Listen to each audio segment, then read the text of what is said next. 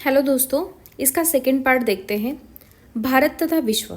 भारतीय भूखंड एशिया महाद्वीप के पूर्व और पश्चिम के मध्य में स्थित है।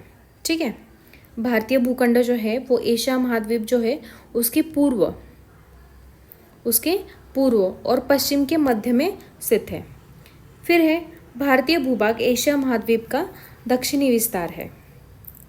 ठीक है, एशिया महाद्वीप यहाँ पे है तो यहाँ पे भारत है, तो वो क्या है, एशिया महाद्वीप का दक्षिणी विस्तार बोल सकते हैं। हिंद महासागर जो कि पश्चिम में यूरोपीय देशों और पूर्वी एशियाई देशों को मिलाता है, भारत को केंद्रीय स्थिति प्रदान करता है। ठीक है, ऐसा एक ही महासागर है जिसका नाम किसी देश से पड़ा है, हिंद महासागर। ठीक है, देखिए दक्षिण का पठार हिंद महासागर में शीर्षवत फैला हुआ है और पश्चिम एशिया, अफ्रीका और यूरोप के देशों के साथ पूर्वी एशिया के देशों से भी पूर्वी तट के माध्यम से निकटतम संबंध बनाए हुए हैं। ठीक है, दक्षिण का पठार जो है वो। फिर है हिंद महासागर में किसी भी देश की तटीय सीमा भारत जैसी नहीं है। भारत की इसी महत्वपूर्ण स्थिति के कारण एक महासागर का नाम इसके नाम पर रखा गया है। क्या आप जानते हैं कि 1869 में स्वेज नहर के खुलने से भारत और यूरोप के बीच की दूरी 7000 किलोमीटर से कम हो गई है।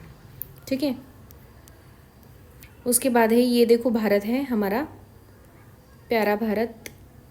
पूर्व पश्चिम कितना अंतर है, 2933 किलोमीटर। और फिर इसकी जो उत्तर से दक्षिण लंबाई है वो कितनी है, 3214। ठीक है, यहाँ पे अरेबियन सी है, यहाँ पे बंगाल की खाड़ी है, यहाँ पे नीचे लक्षद्वीप है, यहाँ पे अंडमान निकोबार है, यहाँ पे श्रीलंका है और यहाँ पे मालदीव है। फिर है यहाँ पे हिमालय है, यहाँ पे पाकिस्तान, अफगानिस्तान, चीन, ये सारे देश है। फिर यहाँ पे नेपाल, भूटान, ये सब देश है। यहाँ पे म्यांमार है। ठीक है, इसके बाद ये देखो भारत का अंतर्राष्ट्रीय व्यापार मार्ग, ये सब देखा है ब्लैक बॉर्डर में ये।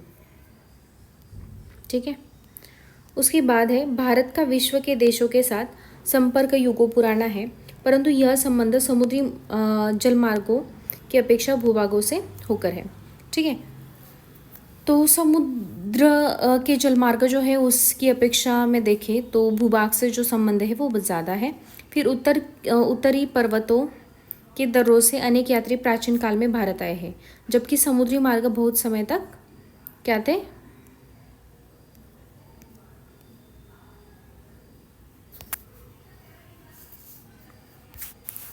सॉरी फ्रेंड्स,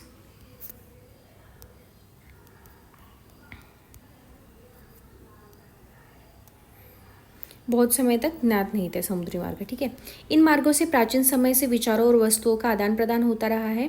भारत का पश्चिम, मध्य और पूर्वी एशियाई तथा दक्षिण एशिया के पड़ोसी देशों के साथ एक अद्भुत संपर्क रहा है। इसी प्रकार उपनिषदों के विचार, रामायण तथा पंचतंत्र की कहानियाँ, भारतीय अंक एवं दशमलव पद्धति आदि संसार के विभिन्न भागों तक पहुँचे। मसाले, मलमल आदि कपड़े तथा व्यापार के अन्य सामान भारत से विभिन्न देशों को ले जाए जाते थे।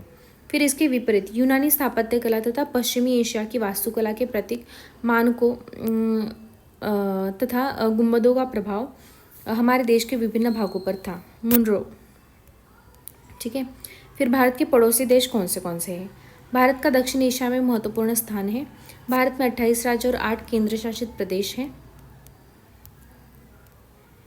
भारत की भूमि की सीमाएं उत्तर पश्चिम में पाकिस्तान और अफगानिस्तान के साथ, फिर उत्तर में चीन जैसे कि तिब्बत और नेपाल, भूटान के साथ है।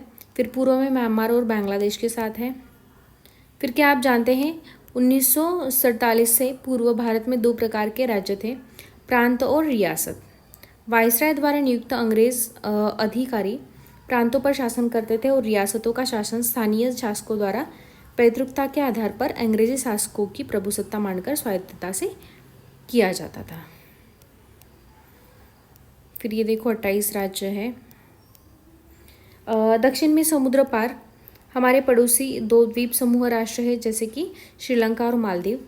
फिर भारत और श्रीलंका के बीच में छोटा समुद्री रास्ता पाक जलसंधि तथा मन्नार की खाड़ी है। मालदीव लक्षद्वीप समूह के दक्षिण में स्थित है। अपने पड़ोसी देशों के साथ भारत के भौगोलिक और ऐतिहासिक संबंध बहुत अच्छे हैं।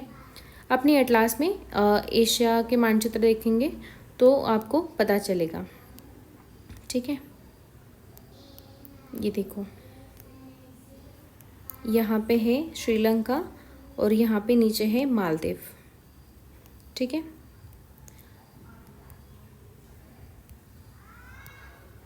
तो दोस्तों इसी के साथ पहला चैप्टर ख़त्म हो